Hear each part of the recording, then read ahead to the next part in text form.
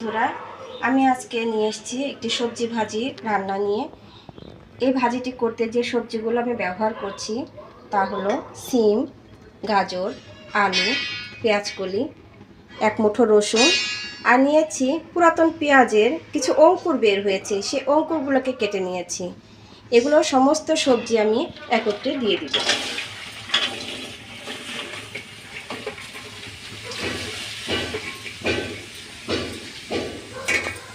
সাথে দিয়ে দিব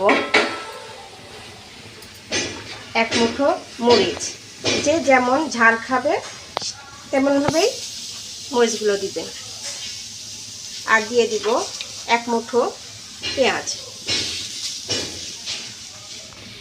আমরা এই ভাজিটি বসিয়ে মানে সব কিছু একত্রে দিয়ে করি। এখন আপনারা কীভাবে ভাজি করেন তা বলতে পারবো না, তবে এই ভাজিটি অনেক মজাদার।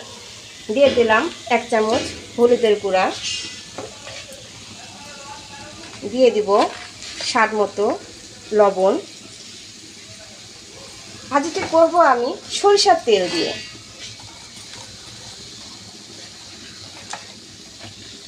বন্ধুরা, এই ভাজিটি সরিষার তেল দিয়ে যদি করেন আপনারা অনেক অনেক টেস্টি হয়।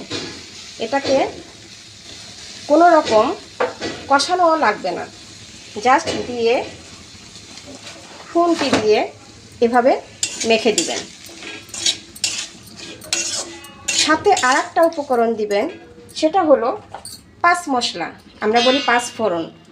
কিছুটা পাঁচ ফোড়ন দিয়ে দিবেন। এতে করে ভাজির যে একটা ফ্লেভার তা অসাধারণ। মানে সাধারণত কেউ ভাজিতে পাঁচ ফোড়ন খান না, আমি খেয়ে থাকি তাই আমি দিলাম। আপনারা যদি না খান তাহলে এটা স্কিপ করবেন। বন্ধুরা, এই ভাজিটি রান্না করতে আমি বাড়তি কোনো পানি ব্যবহার করিনি। ভাজি থেকে যে পানিটা বের হয়েছে তাতে ভাজিটা হয়ে গেছে। ভাজিটা আমার হওয়ার দিকে। আমি এখন এর ভিতরে এক মুঠো ধনে পাতা দিয়ে দিব।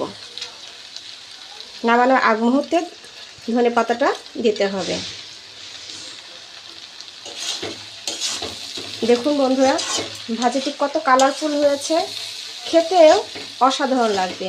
এখনই যেমন সেন্ট বের হয়েছে সরিষার একটা ঝাঁজ তেলের, তারপরে পাঁচফোড়নের মিষ্টি মিষ্টি গন্ধ, অসাধারণ অসাধারণ হয়েছে দেখতে এবং খেতেও নিশ্চয়ই অসাধারণ হবে। আপনারা এভাবে একবার রান্না করে খেয়ে দেখবেন বন্ধুরা। বন্ধুরা, আমার ভাজিটি কমপ্লিট হয়ে গেছে। দেখুন কতটা লোভনীয় লাগছে। এতে কোনো করে বাড়তি কোনো ডেকোরেশনের প্রয়োজন হবে না। সবজিটাই ডেকোরেশন একটা সবজি হয়ে গেছে। গরম গরম ভাতের সঙ্গে সবজিটা খেতে অসাধারণ লাগবে। আপনারা এভাবে তৈরি করে খেয়ে দেখবেন কেমন লাগে। আমাকে লাইক, কমেন্ট, শেয়ার করে জানাবেন। ধন্যবাদ।